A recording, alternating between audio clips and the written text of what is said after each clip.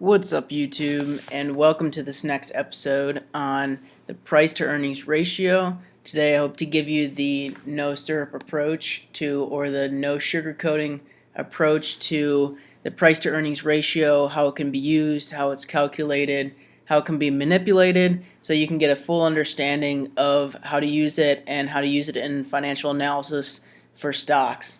So let's get right into it and get started with just what the price to earnings ratio is, how it can be used, and everything.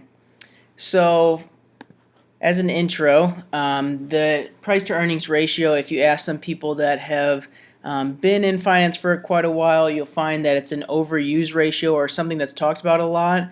It still is a useful ratio, but you'll hear it a lot of times when people are talking about stocks and everything. So just something to know about it. It is a quick and dirty valuation method, meaning understanding the value of a business, and so it's just a quick way to kind of understand it, to look to see if you should dig deeper or if you should move on to something else. And one last thing before we get start diving deeper into the price to earnings ratio is it's not the whole picture. So it's just one of many ratios. And you should also consider other things when you're looking into the price to earnings ratio, which I'll get to later in the video when you talk about how to manipulate it, how it can be manipulated, or how things can affect the calculation of the price to earnings ratio. So let's go ahead and get into it and how it's calculated. As you can see on the screen here, I have a quote for Apple, one of the largest companies in the S&P 500 and in the world. And this the website I'm using here on the screen is called finviz.com if you want to use it for your own financial research and stuff like that. As you can see, there's plenty of numbers here, and which I'll get into in later videos and explaining how all of these are other numbers that you can use in conjunction with the price to earnings ratio to help form a better, more clear picture of a stock before you actually invest in something like that. So the way you calculate the price to earnings ratio is you have the price of the stock. So currently Apple is, as you can see in yellow here, is $297.43. So it's $297.43 for one share of Apple. And so that's in the numerator, and then in the denominator, which is in the lower part, you have the EPS, or earnings per share, which is basically just the earnings divided by the per share price. I'll get to that in a later video, but to make it easy, we have the earnings per share right here, which is $11.85. So basically the way it's calculated is you take the per share price and you divide that by the earnings per share. So you'll take $297.43 divided by $11.85 of earnings per share, and that would give you this 2509 PE ratio to give you an idea of if you're paying more expensive or underpaying for Apple when you're purchasing it, to tell you kind of what's going on there. Just one more thing about the way it's calculated. With this simple calculation, what it's essentially telling you on a very basic and simple level is the price you're paying when you purchase the stock for every $1 of earnings that is generated. So it's basically a measure of productivity within a company, so that you can see when you're paying $300 for the stock, you're paying $25 for every $1 of earnings, so that you can kind of understand what you're paying for when you're purchasing an income generating asset. So let's move on here a little bit and move into how it can be used in other ways, and how you can pull some more information out that can be helpful when analyzing a stock. So here I have big charts. This is a site that's run by, as you can see, either a brother or sister site of marketwatch.com. You can look it up on Google, just type in big charts, and it should show up as one of the first ones. But what I have here, I've typed in the quote for Apple, which is AAPL, and I hit one of the things you want to make sure, hit advanced chart. So one of the things that we're looking at here is, before I explain how I got to this whole screen and everything, is we're looking at the price of the stock over time or over a long period of time versus the way the price to earnings ratio has moved over a long period of time, so that you can see whether it's been higher or lower and how that is relative to how it is now, so that you can see kind of whether it's trading at a high earnings, if it's trading high relative to earnings, or whether it's trading lower relative to earnings. You can see that over time. So this chart here that I have goes back to before 2005 and shows you kind of the movement of the price to earnings ratio right here underneath the stock price here, so that you can kind of see over time how it tends to move and what's going on there. One thing to look out for, though, is that over time, some people may see that it might be trending upwards. What that can be a sign of is that the company might be moving into a different industry, or their core business is changing a little bit. With Apple, we're seeing that they're changing away from more manufacturing of consumer products and moving a little bit more into the services business, which can be a reason why they would be trading at a higher price to earnings ratio, because people may be thinking that the services business has higher margins than the manufacturing business that they were previously in, so it's warranted why the stock would trade higher relative to earnings, or why have to pay, it'd be more expensive relative to earnings, and why you would purchase the share at a higher price to earnings ratio. So just something to look out for, that there's either new products, new markets, or new innovations within their industry or within their company itself can change the way that the stock trades with its PE ratio.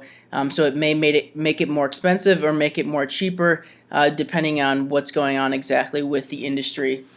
So here we have how it trades relative to itself over time, but you can also look at, let me type in the symbol for Microsoft, which is MSFT, and that will show you, this will show you more relative to competitors in the industry, how it trades as well. So it looks like Microsoft is trading pretty closely to the way Apple is. It looks like we'll go back to FinViz and see where they're at right now. MSFT, oop, not that one. So we'll go look, their price to earnings here says 31.76, so a little bit higher than Apple. So they are trading a little bit more expensive relative to Apple.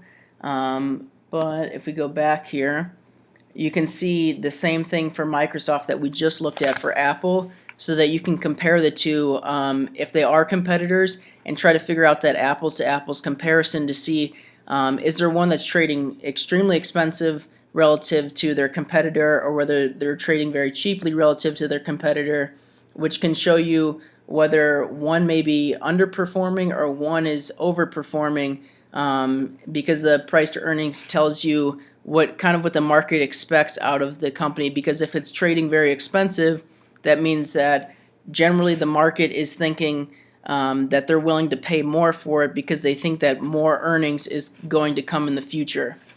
Just to give you kind of an idea of an overall industry look of how the price to earnings ratio can be used. And going even broader than that, let me move over to this other tab, which is on multiple.com, which is, if you type it into Google, it's multpl.com, and that will show you the S&P 500 PE ratio. So I'll get into another video of what exactly the S&P 500 is, but just a quick down and dirty explanation. S&P 500 is an index of 500 of the largest companies, generally U.S. domestic companies. And so what this shows us is it shows us the price to earnings ratio of an entire index. And so what this is showing is that the entire index itself, basically using earnings per share of the entire index and the price at S&P 500 is currently trading at. It's trading at around a 24.24. So that shows you over time.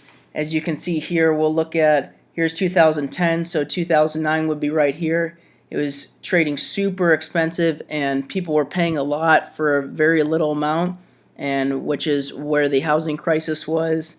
Now then in 2000, which was the dot-com bubble, you can see it also spiked quite a bit there, and it goes, this chart shows you all the way back to pre-1880, which is quite a ways back, and so it can give you that kind of that relative over time, how things are trading, how versus how they were previously trading, and whether you're paying more or less on a, basically if it's more expensive or if it's cheaper relative to the earnings that's being produced with the companies that are within that index.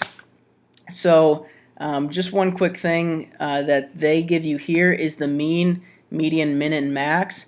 So this shows you over all of this data that they have going all the way back here. This shows you that the mean or the average of this data, generally over this long period of time, the average is 15.77, which this 24 obviously is quite a bit higher than that. The median, which is the middle number of all this data, is 1480, and so obviously 24 is quite a bit higher than that. And the minimum they're saying is 5.31, which was back in 1917, and the maximum was 123.73, which they're saying was in May 2009. So that just kind of gives you an idea of where basically the major low points, the high points, the middle points, the averages, everything, just to give you an idea of whether you're paying more or paying less, or whether you're paying on an expensive basis or whether it can be perceived as cheap, and whether you're getting a very discounted price on an entire index. Now, like I said before, that was multiple.com. If you want to check it out for yourself and look at some of the other things that they have there, they have plenty of other indicators that you can look at as well. But that's just a very basic one that you can see for a very broad index. Just goes to show you that it not only goes from individual companies like Apple and Microsoft, but the PE ratio can be extended to industries and to indexes as a whole, to give you an idea of very broad-based measures and how things are used in that way. So the last thing I want to get to is how it can be manipulated. So there's this is from Investopedia.com. One of the ways that it can be manipulated, just to give you an idea of the reason why you want to consider the PE ratio as one factor among many factors, is that the PE ratio can have drawbacks to it. It doesn't account for everything. There's ways to mitigate that. But at the same time, it's just one you should consider as one of many factors when trying to value a company and try to determine whether you want to invest or not. So the one they have here for Investopedia is talking about a drawback with the PE ratio when it comes to debt.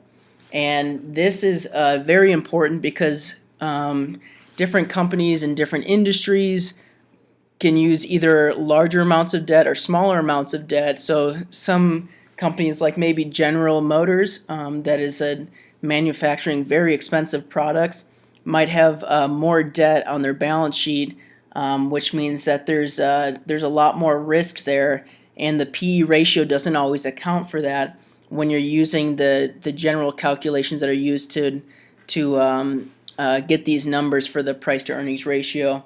So that's one thing to look at, and always one of the other factors that you should check when trying to build a bigger picture of whether the PE is good, bad, ugly, whatever. But that's just one that they have stated here from Investopedia.com. Some of the other drawbacks that you can see are things like share buybacks. Let me go back to this Microsoft quote here on FinViz.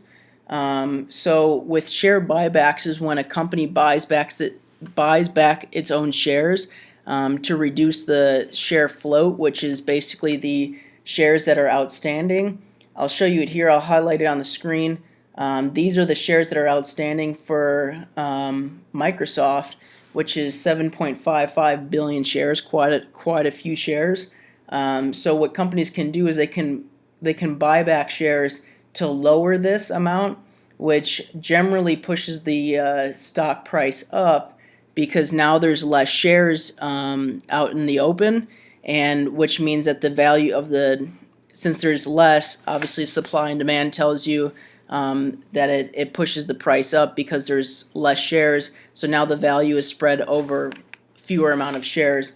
So what this can do is it can manipulate the price to earnings ratio and can present a level of risk that you may not foresee when this happens. So what can happen is if they buy a substantial amount of shares back, say this 7.55 billion, if they wanted to buy back half of them or something like that, what that can do is that can change the earnings per share. So now earnings per share, which is earnings spread over the amount of outstanding shares, since it's spread over a fewer amount, the earnings per share will be much higher. So it won't be 5, it may be something like 10 or 15. So now it seems like the company's earning more than it actually is, when all they really did is they spent money to repurchase their own shares. So now it can give you a picture of, whoa, wait, what's going on here? They just were at 5 earnings per share. Now they're at 10 or 15, which will in turn push down this price to earnings ratio. It may push it down to something closer to like 20 or maybe even below that. So it makes it look cheaper than it actually is, when in reality all the company really did was repurchase their own shares to make sure that there was less out in the open and push up the share price. So just one of the things to look out for. Another thing that I can talk about in a future video is the forward PE. So this is another type of the PE that you may hear people on CNBC talking about. One of the things you want to watch out for is whether they're talking about the PE. So this is the PE based on trailing 12 months earnings, so the previous 12 months of earnings. And the forward PE is based on projections released by the company of what they think their earnings are going to be for the upcoming year. So these can be manipulated if the company projects much higher earnings. It can drastically push down this number. As you see, it's lower than this 31. So this 31 is based on actual earnings that were produced within the previous 12 months, whereas this 26 number is based on projected earnings. So if they project the earnings to be much higher, it will push down this number and it will make it seem like the company is trading cheaper on a forward price to earnings ratio than it actually is. So just one thing to watch out for, because that one is obviously based on projections, whereas the actual PE is generally based on trailing 12 months of actual earnings rather than projections that can be manipulated or can be moved up or down on a very fluid basis. So that's everything that I have for the price to earnings ratio. Stay tuned for the upcoming episodes talking about other indicators and other financial things that you may need when trying to understand a full perspective of different companies. As you can see from the beginning of the video, there's plenty of things to talk about here and plenty of stuff that goes into it. Like I was talking about in the video, just the amount of things that can manipulate this one PE ratio. Imagine what can happen with all of these other indicators and all of these other numbers that give you an idea of how a company is doing. So stay tuned for the next videos. Thanks for watching. Give it a like, give it a thumbs up, and make sure to subscribe and hit the bell button so that you can see the future videos that come out.